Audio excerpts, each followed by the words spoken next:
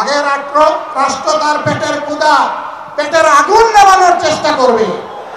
এই রাষ্ট্র তার নাগরিকের অন্ন, বস্ত্র, বাসস্থান, খাদ্য এবং চিকিৎসা, শিক্ষার ব্যবস্থা করতে পারে না, সেই রাষ্ট্রের তার নাগরিককে শাস্তি দেওয়ার অধিকার থাকতে পারে না।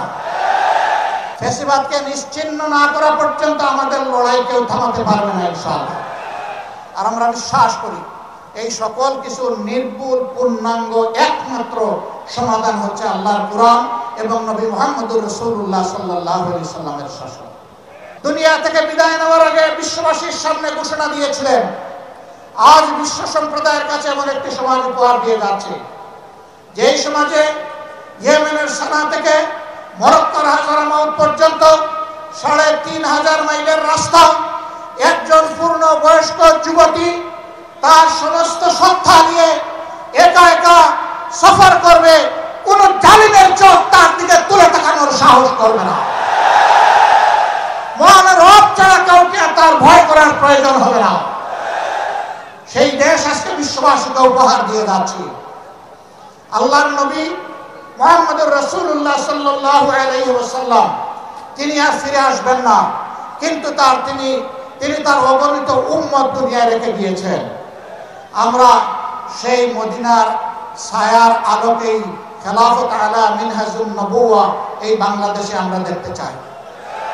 খেলাফতের নাম শুনলে, শরিয়ার কথা শুনলে অনেকে গায়ের লোম খাড়া হয়ে যায়, কারণ তাদেরকে শোনানো হয় ঘর থেকে বের হইতে পারবা না, মন মতো পোশাক পরিচয় তোমরা পড়তে পারবা না, এবং তোমরা যা ইচ্ছা তাই বলতে পারবা না, করতে পারবা না।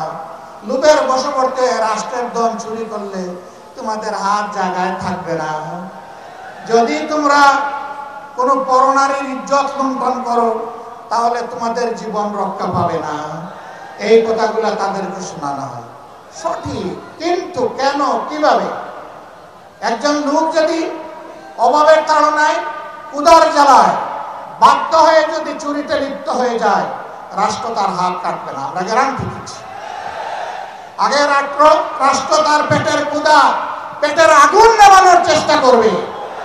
এই রাষ্ট্র তার নাগরিকের অন্ন, বস্ত্র, বাসস্থান, খাদ্য এবং চিকিৎসা, শিক্ষার ব্যবস্থা করতে পারে না, সেই রাষ্ট্রের তার নাগরিককে শাস্তি দেওয়ার অধিকার থাকতে পারে না।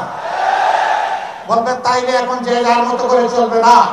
ওই রাষ্ট্র গড়ার আগ পর্যন্ত বর্তমান সংবিধান অনুযায়ী দেশের নিয়ন্ত্রণ এবং আইন শৃঙ্খলা সরকারকে রক্ষা করতে হবে।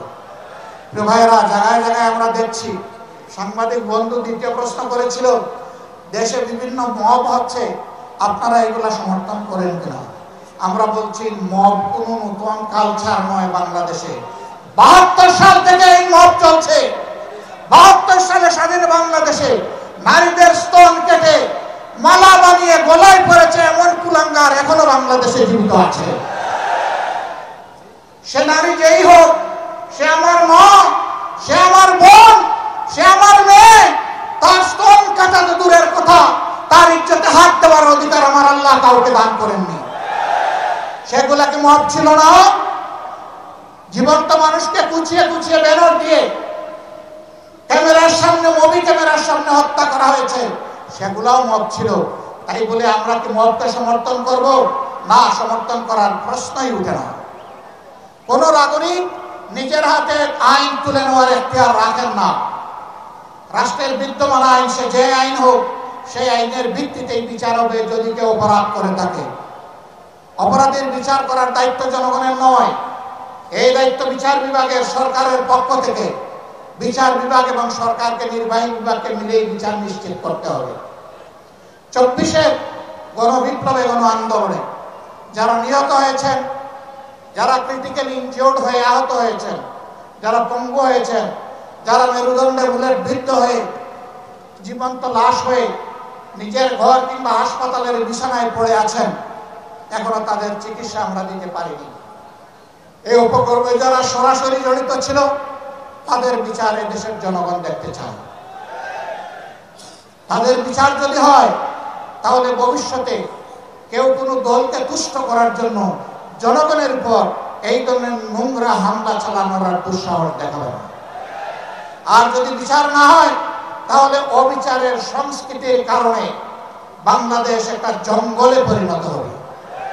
আমরা কি আমাদের দেশকে জঙ্গলে পরিণত করতে দেব? প্রশ্নই উঠে না। সম্মানিত ভাইরা, আগামী নির্বাচনকে সামনে রেখে বহু ধরনের ষড়যন্ত্র আমরা লক্ষ্য করছি, বহু ধরনের কথাবার্তা ময়দানে শুনতে পাচ্ছি, বহু ধরনের ইঞ্জিনিয়ারিং এর আলামত বুঝতে পারছি। আমরা সবাইকে স্মরণ করিয়ে দেই, এই শেখ হাসিনা, তার হাতে সকল বাহিনী ছিল, দুর্দণ্ড প্রতাপ ছিল, জায়গায় জায়গায় নিজের লোক বসিয়েছিল, ক্যাডার মাস্তানদের দিয়ে রাষ্ট্র পরিচালনা করেছিল। কিন্তু যখন জনগণের জাগরণ, জনগণের বিস্ফোরণ যখন হয়েছে, তখন কি তাকে আর কেউ রক্ষা করতে পেরেছে? তাহলে যেই জনগণ এত মূল্য দিয়ে একটা পরিবর্তন এনেছে, সেই জনগণ আরেকটা ফেসিবাদ কায়েম করতে দিবে না ইনশাআল্লাহ। আমরা আপনাদেরকে কথা দিচ্ছি, ফেসিবাদ বিরোধী এই লড়াই ততদিন চলবে যতদিন প্রিয় দেশের বুকে ফেসিবাদের সামান্য চিহ্ন বর্তমান থাকবে। ফেসিবাদকে নিশ্চিহ্ন না করা পর্যন্ত আমাদের লড়াই কেউ থামাতে পারবে না ইনশাআল্লাহ।